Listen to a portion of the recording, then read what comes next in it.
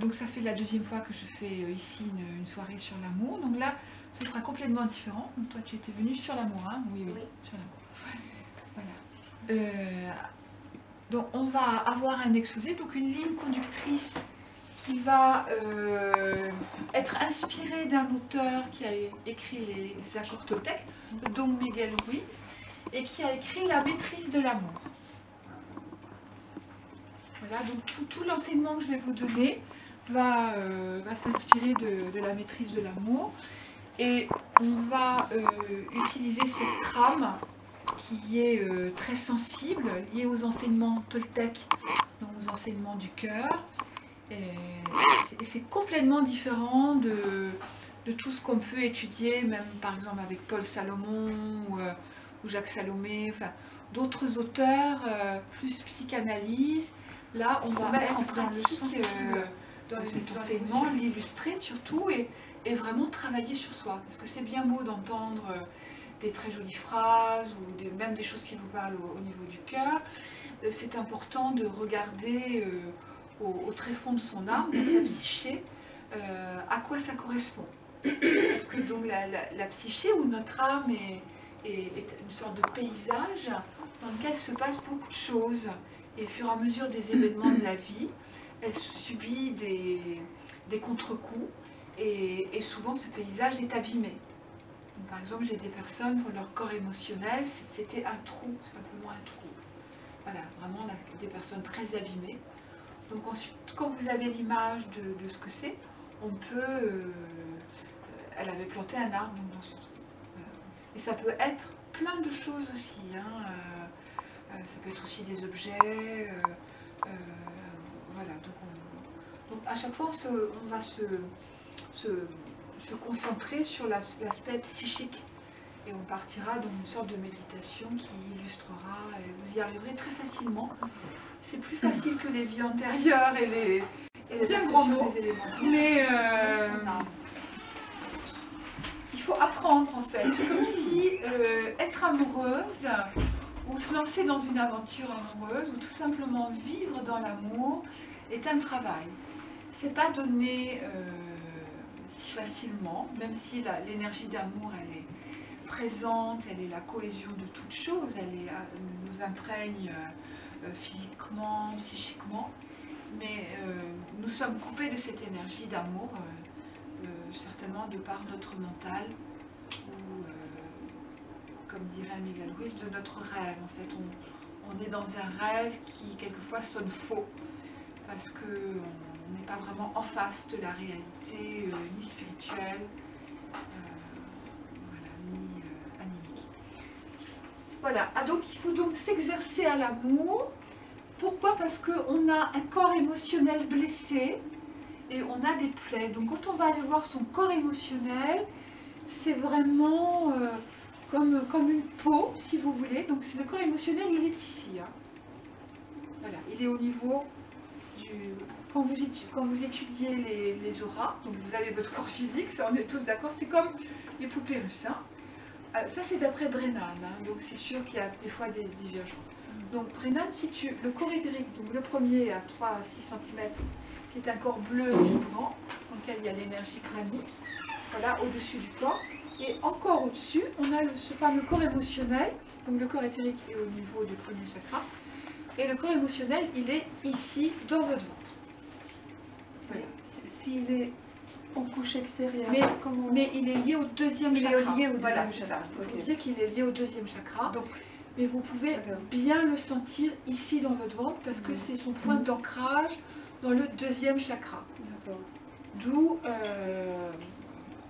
quelquefois, si vous pouvez dormir avec un nounours, hein, ça n'a rien de... Moi, je le fais. Et pourquoi? Pourquoi? Parce qu'il vous relie à votre ventre et ça vous relie aussi à votre enfant intérieur. Donc c'est très très bon de se relier à son ventre. D'ailleurs, on sait très bien que tout vient du ventre. Donc le ventre parle aussi, et tous les chagrins, les blessures causent énormément de perturbations, notamment au côlon qui est une terminaison nerveuse et qui à ce moment-là... voilà, on rentre dans une somatisation quand le niveau émotionnel n'est pas résolu ou travaillé. Alors, donc ce corps émotionnel, voilà, donc il est blessé, et c'est comme du poison, en fait. Hein. Et dedans, qu'est-ce qu'il y a? On a des peurs. Après, vous pourrez prendre en photo, hein, voilà. Des peurs, de la colère, de la haine, de la tristesse, de la jalousie et de l'hypocrisie. L'hypocrisie, c'est un peu choquant. Ça veut dire que l'hypocrisie, ça pourrait dire que on fait comme si tout allait bien. Voilà, parce qu'on a un mental qui se tourne vers des jolies choses ou des thérapies, mais en fait, ici, ça va très très mal. Vraiment, si on descend à la cave, là, c'est douloureux. Donc même si on fait bonne figure, belle allure hein, aussi, hein, belle allure, là, à l'intérieur, ça peut être terrible. Et quelquefois, même les gens qui sont les plus souriants sont des personnes qui vivent des drames voilà, assez forts. On peut faire des photos à la fin. Oui, c'est ça. Ah, oui, mais tout est possible. Voilà. Donc on a tous des plaies infectées, donc on a tous, sans exception. Personne n'est indemne de ça. Non, on n'est pas indemne de ça, non. Parce que soit on a pu recevoir le poison d'une autre personne, et même si vous êtes bonne de nature en fait, hein, vous allez vous remplir de ça, mais même si vous êtes blessé, vous suffisez des coups, eh bien vous vous infectez en fait. Hein. La preuve c'est qu'on peut somatiser et tomber malade, d'être agressé, hein, même si vous êtes dans l'amour, soi-disant, ou enfin, vous essayez d'être dans l'amour. Mais en fait ça blesse, de la souffrance, de la haine. Donc on est dans une sorte de... On a quitté le paradis, hein, ça c'est sûr. Hein. Et de ce fait, eh bien, on est dans une sorte de rêve lié beaucoup à la souffrance. Hein. C'est assez difficile de s'en sortir. Et donc, alors, d'où la problématique de couple, parce que si vous êtes mal, ou si vous avez un corps émotionnel, de toute façon, il a forcément été blessé, ou depuis l'enfance, ou depuis les relations, on le voit même sur la ligne de cœur, on voit toutes les blessures, c'est cisaillé, hein. Quand la ligne de cœur est un petit peu cisaillée, là on a des blessures émotionnelles, ou carrément si on est en dépression à cause d'une rupture, la ligne de cœur bascule sur la ligne de tête, donc et puis là c'est barré, enfin, rien que dans la main on a plein de traces que le corps émotionnel, là on ne peut pas effacer, là, elles sont vraiment, si vous n'avez pas réussi à les guérir, elles se seront inscrites. Ah, parce qu'en les guérissant, elles peuvent disparaître. Oui, voilà. Ah, très bonne question, oui, oui. En fait, les lignes grandissent. Voilà, ou changent, ou tu peux avoir des nouvelles lignes si tu développes ta destinée. Ou alors ta ligne de cœur peut, si elle rentre entre le majeur et l'index, ça va montrer que tu rentres en relation de couple. Tu t'engages avec quelqu'un. Bah voilà, ça c'est le cours de chiromancie, donc on revient dans la soirée, mais c'est pour dire qu'il y a la preuve de ça. C'est pour ça que je faisais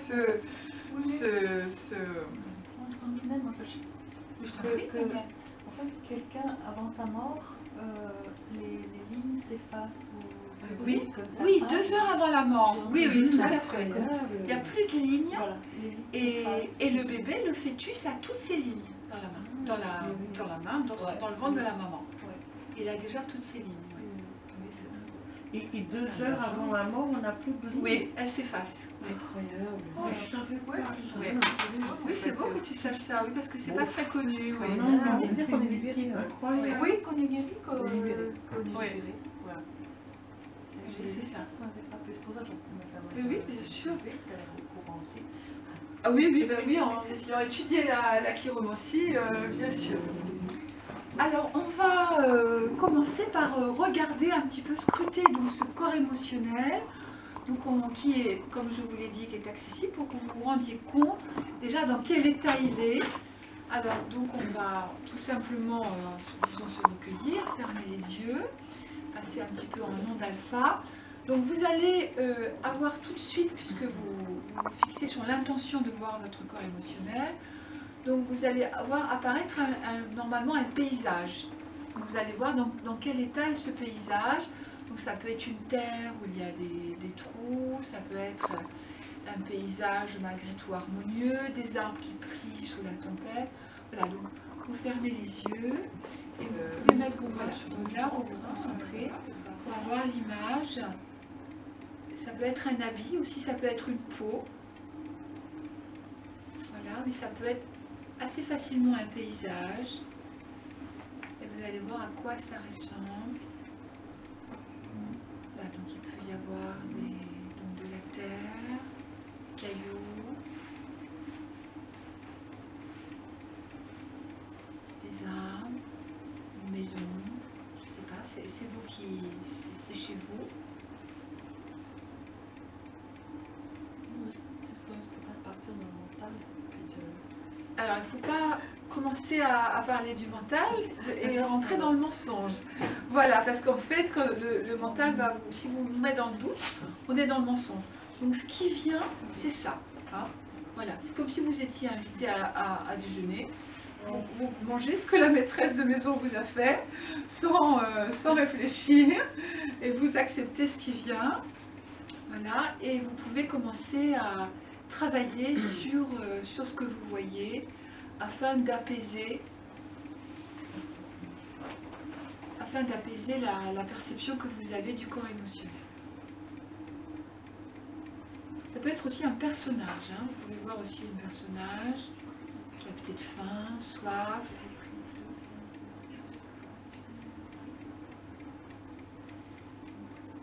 Et vous allez voilà, intervenir en apaisant ce paysage, en l'arrosant peut-être s'il est très sec, en donnant à manger à ce personnage qui a faim ou soif, en couvrant quelqu'un qui aurait froid par exemple.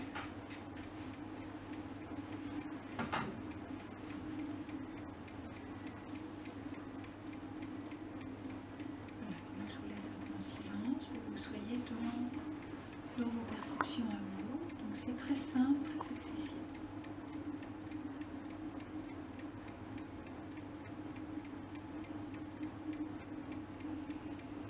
Si c'est noir, vous pouvez enlever le noir. Hein.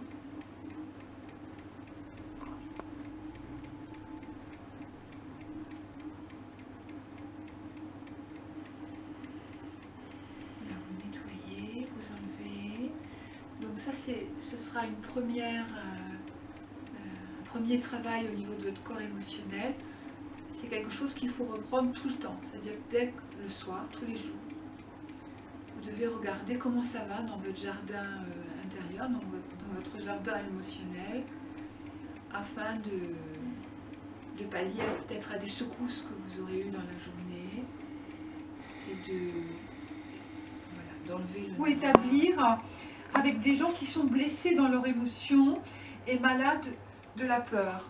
Donc on cherche à être dans un couple, mais si on a tous aussi peur l'un que l'autre, on est complètement, la relation est boiteuse, c'est très difficile. C'est pour ça, maintenant on a tellement engrammé déjà de vie antérieure et de relations difficiles qu'on a un potentiel de blessures très fort. Et est-ce que justement, vu qu'il y a des choses qui sont blessées ici, qui vont vers une énergie qui va vers l'intérieur, et des trous et tout ça, on va pas justement attirer les gens qui vont rentrer en interaction par rapport à ce qu'il y a là,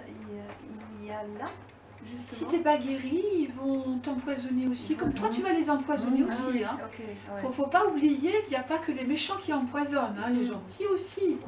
Là déjà, de ce que tu dis, tout le monde de toute façon est empoisonné. Voilà. Oui, 95%, Donc, voilà. oui.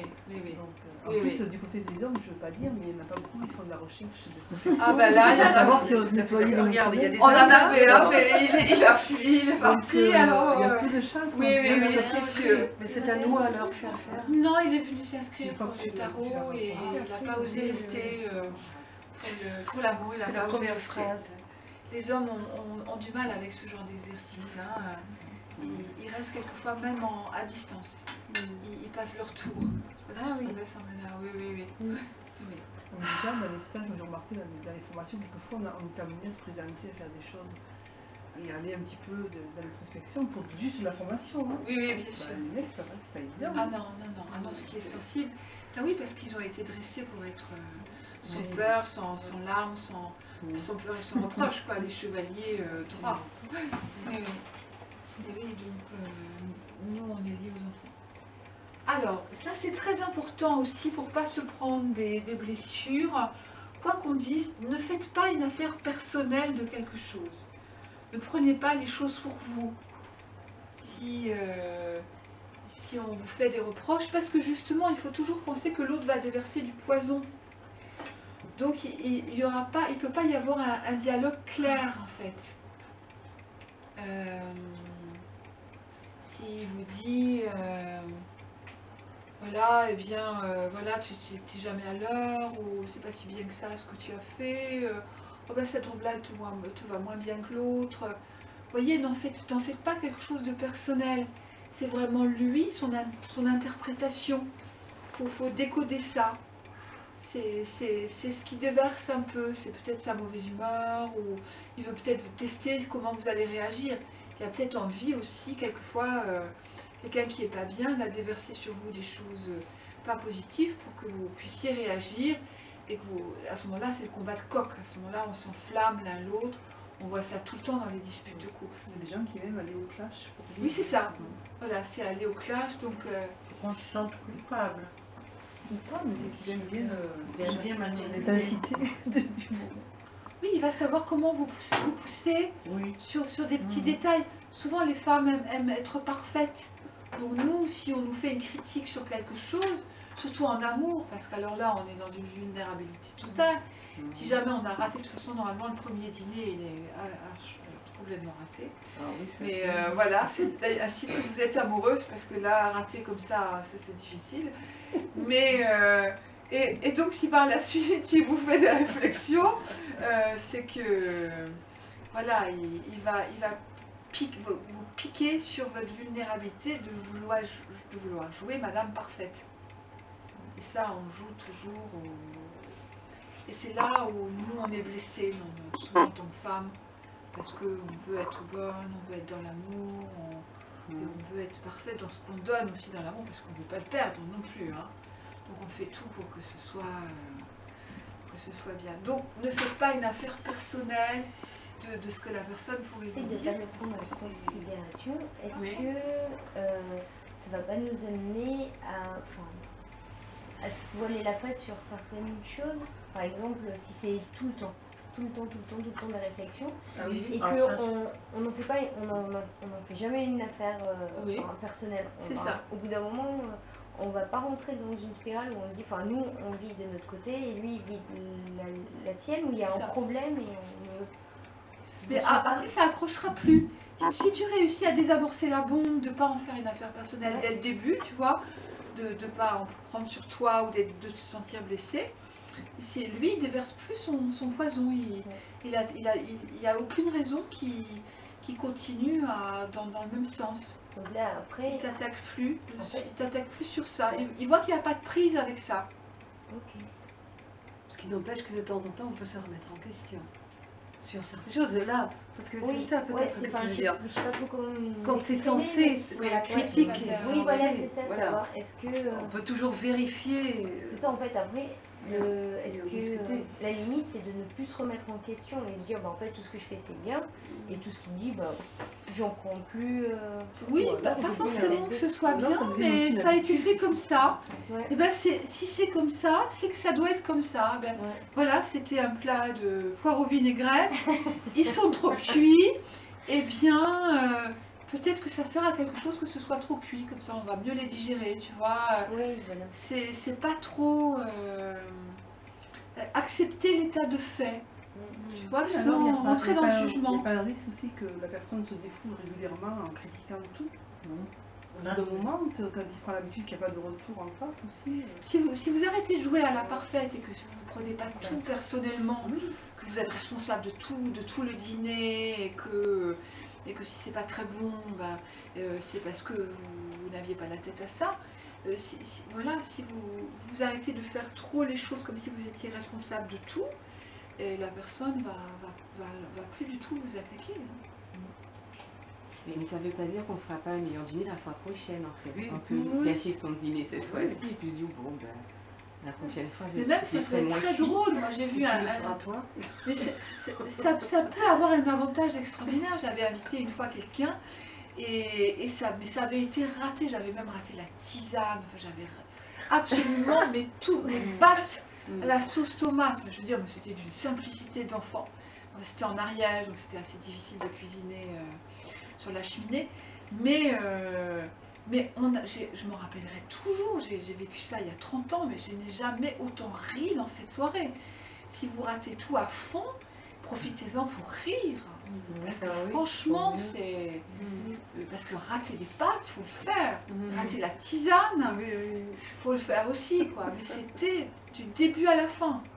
C'est pas ça que je disais, parce que moi, rater des choses, ça m'arrive de même, ça me traumatise pas du tout, je m'en fiche. Mais par contre, si quelqu'un est pas sympa pour accepter qu'il y a de la critique tout le temps, ça me va pas. On peut rater, moi ça va vous me supportez traumatiser pas la critique, oui, parce que oui. je peux rater des trucs, mais je me dis, bon, il y a aussi une Mais éducation aussi à avoir, bon, je sais pas, Mais constamment, je sais pas. constamment, tu as un nombre de critiques constamment parce que toi tu Poser des choses réagis aussi. pas. Ça, c'est pas Tu réagis pas et puis il va faire exprès pour... si tu restes passible, si tu ne réagis pas, il y en a qui vont s'énerver à la fin. Alors tu m'écoutes pas, tu m'entends pas, réagis, il y en a comme ça. Hein. C'est pas l'homme qu'il vous faut. Voilà, Si c'est la guerre, oui, mais voilà, c'est ce que je veux dire. sans le couteau de cuisine, oui. J'ai pas l'homme Et qu'il me ou le faut. rouleau à pâtisserie. Mais Parce qu'on peut pas laisser tout faire. normalement, si vous avez guéri votre corps émotionnel, il n'y a pas de raison que Oui, moi, je pense que lui réagisse comme ça.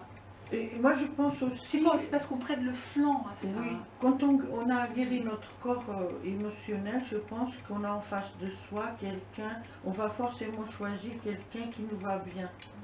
Oui. Parce qu'on est guéri, parce que si on n'est pas guéri, ben on Fausses images qu'on projette et voilà, donc on croit être important, mais en fait on pense être quelqu'un qui a de la valeur ou d'être quelqu'un d'important, mais au fond de soi, on n'a pas forcément la valeur de soi-même. Voilà.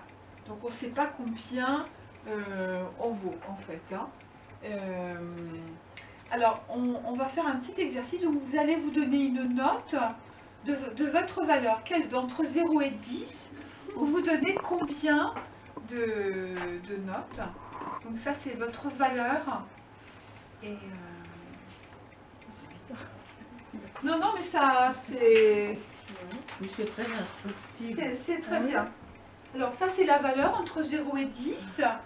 Vous avez aussi l'estime de vous, que vous pouvez noter, donc vous notez votre valeur, entre 0 et 10, un chiffre, l'estime de vous, et l'image de vous.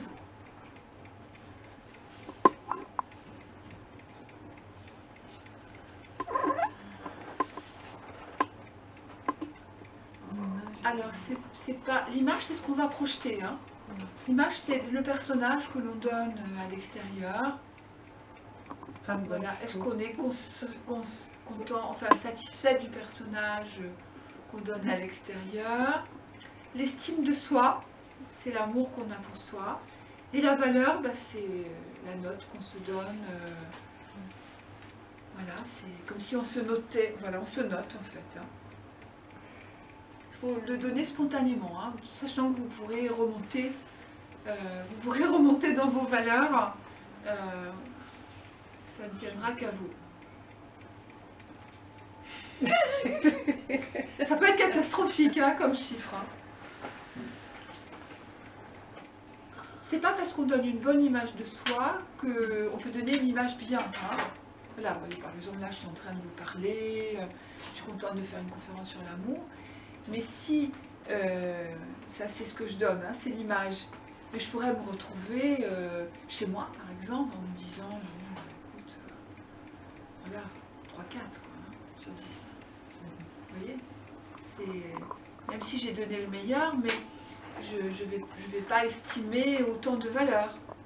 Peut-être parce que si je me compare avec d'autres personnes, ou ma part de souffrance ou de difficulté, on va relativiser sa valeur. Et d'où la différence quand vous avez des artistes qui sont très très reconnus, voilà, des chanteuses, je trouve qui chantent beaucoup l'amour, qui s'est suscité. Dalida. Dalida, enfin, il y en a tellement que voilà. Voilà, donc vous voyez l'image qu'elle donne, c'est parfait, quoi. C'est des gens qui sont adulés. Mais la valeur qu'elles ont d'elles-mêmes, c'est Whitney Houston. Voilà. La valeur qu'elles ont d'elles-mêmes, elles n'ont pas. D'ailleurs, elles boivent. Voilà, donc quand on en est à boire, c'est que d'être addict à l'alcool ou aux drogues, bien sûr, c'est qu'on a bien sûr toujours beaucoup d'art. Mais vous allez visualiser, vous, l'arbre que vous êtes, où est-il? Alors, est-ce que c'est un petit sapin? Est-ce qu'il est noyé dans les autres arbres? Est-ce qu'il se démarque? Est-ce qu'il est plus haut? Est-ce qu'il est étouffé? Donc, essayez de repérer dans cette forêt où est votre arbre à vous. Là, vous balayez et vous voyez, est-ce qu'il est en avant? Est-ce qu'il est caché? Est-ce qu'on ne le voit pas? Et c'est une forêt de quoi? C'est des feuillus, c'est des fleurs, des arbres en fleurs, c'est des sapins, c'est une plantation, c'est droit, c'est aligné.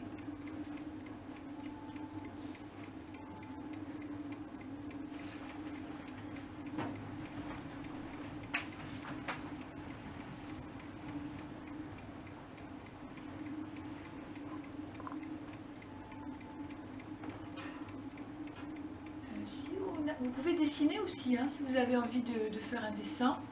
Vous avez des feuilles et des feutres, vous pouvez dessiner votre forêt. Vous pouvez avoir un cercle, ou voilà, une montagne. Des fois, c'est pas mal aussi, les mains peuvent donner quelque chose d'un peu impulsif. Voilà, alors on commence avec celles qui ont souffert un peu. Oui, Intéressant. Alors, on parle des enfants, là, qui sont normalement, les enfants, ils sont réglés sur la fréquence de l'amour. Tout ce qu'ils font jusqu'à un certain âge, on va aborder l'enfant intérieur, et tout ce qu'ils font, c'est toujours lié à l'amour jusqu'à ce qu'on les force à être adultes, bien sûr, et à ce moment-là, ils sont coupés en deux. Et donc voilà, donc ensuite, adulte, il dit, nous jouons au jeu des adultes, et nous jouons le jeu du rêve extérieur et nous perdons. Le jeu du rêve extérieur, c'est de jouer à être quelqu'un. On doit devenir un petit garçon, une petite fille sage, on doit être bonne en classe, on doit être aimé par maman, on doit être gentil avec maman, etc. Alors, bon, ça c'est sur l'enfant intérieur, on y reviendra. Quand on est rempli de poison émotionnel, on ressent le besoin de s'en débarrasser en le déversant sur quelqu'un d'autre. Donc en fait, on va capter son attention et ensuite on va déverser le poison.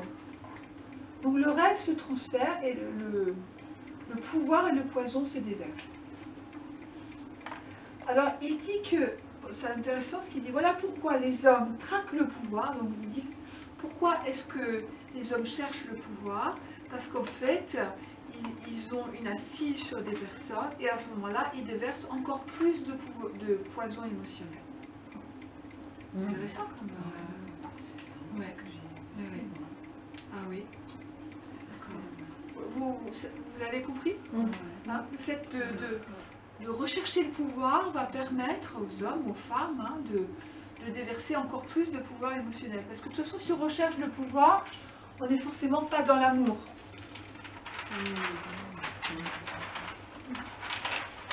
Après, vous pouvez prendre des photos, hein, si tu veux, Sandrine, il n'y a pas de souci. Hein. Bon, je vais dire quelques phrases en vrac et puis on va recommencer nos exercices. Donc, l'esprit humain est malade car un parasite lui vole son énergie vitale et le prive de joie. Donc, on a souvent, il parle du parasite, on va parler du critique intérieur. Le critique intérieur, c'est... donc on a différentes subpersonnalités. Hein. Donc on a son moi, c'est ce qu'on donne, c'est ce qu'on montre aux autres. Mais autour de ce moi, il y a d'autres personnalités.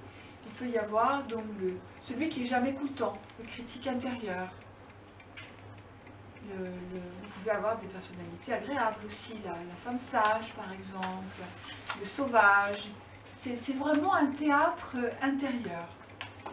Et pour illustrer ça, quelquefois on le fait en voice dialogue, voilà, en exercice comme ça extérieur. Mais on va faire un exercice assez amusant. Donc vous allez imaginer ou visualiser que vous invitez à dîner toutes les facettes de vous-même. Les facettes. Alors, donc vous avez la petite fille timide, vous avez peut-être celle qui joue, il y a peut-être Madame Parfaite, il y a peut-être la sauvage, ou un clown, ou voilà. Donc, voilà. Donc vous allez visualiser que vous les avez toutes vous les avez tous invités à dîner. Donc ils sont tous à table. Et surtout, vous allez voir, essayer d'analyser, c'est comme un théâtre. Hein. Vous allez essayer d'analyser qui va prendre la parole, qui dirige, qui veut servir. Oui, et donc vous verrez vos différentes, on va dire, subpersonnalités. Ça se dit comme ça. Là, vous retournez en vous-même. Donc vous visualisez. Je prends un verre d'eau. Karine, je pourrais avoir un verre. D'avoir plusieurs femmes parfaites, une femme qui est... C'est toi qui sais, hein? Oui. Qu'est-ce que tu peux donner comme exemple?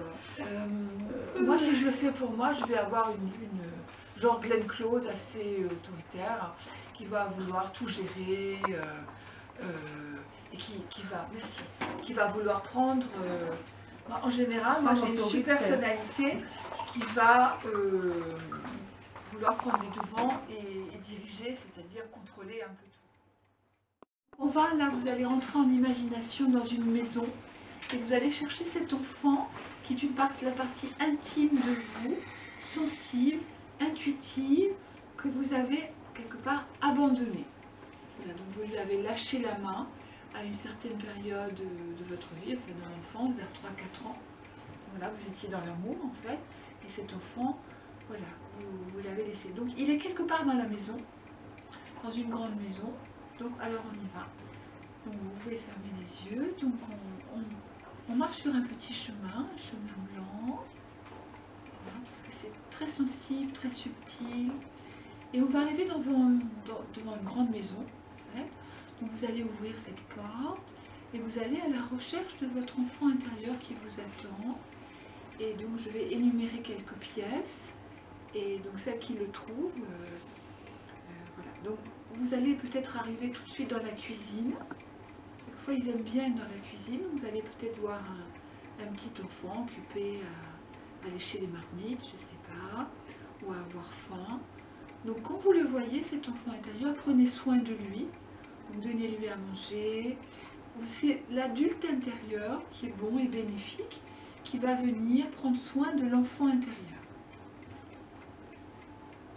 Donc cet adulte intérieur va demander à l'enfant ce dont il a besoin.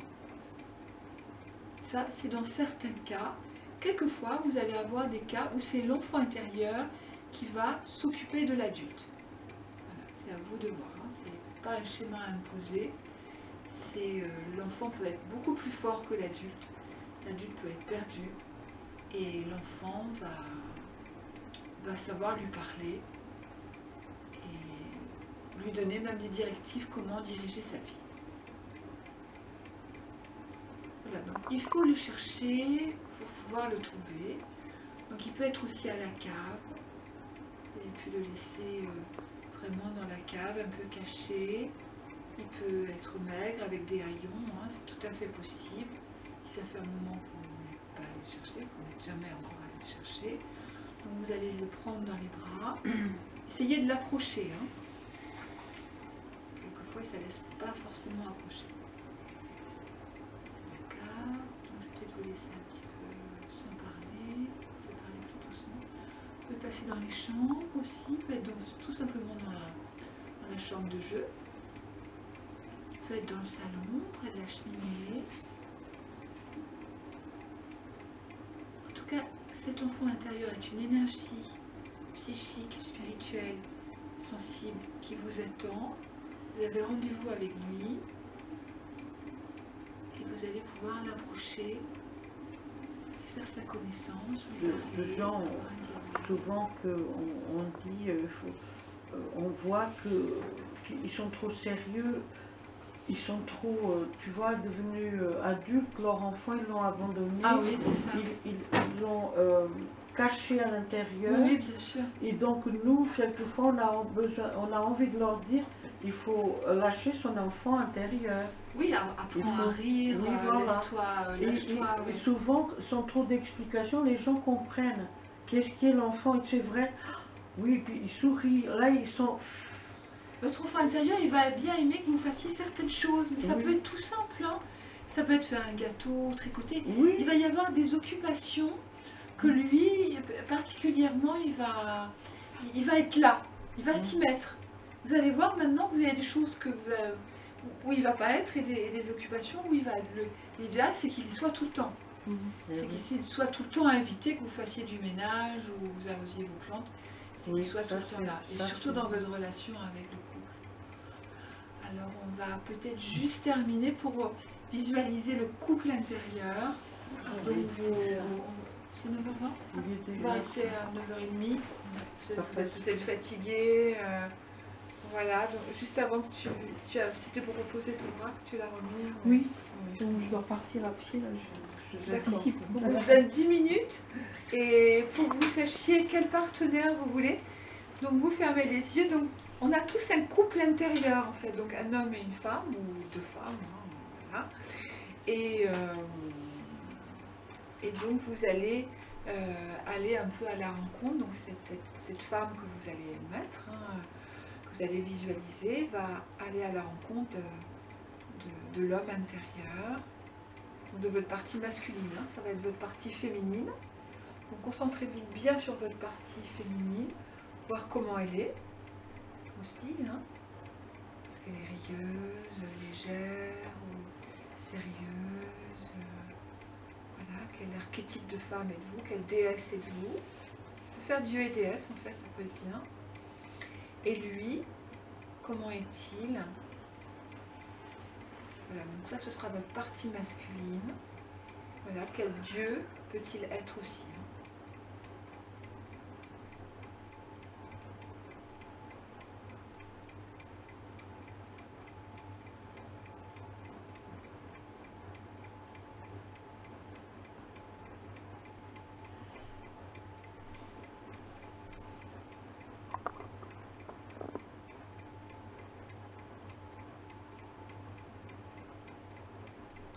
Vous avez envie de prendre des notes de ce que vous entendez, ce qu'il vous dit par exemple.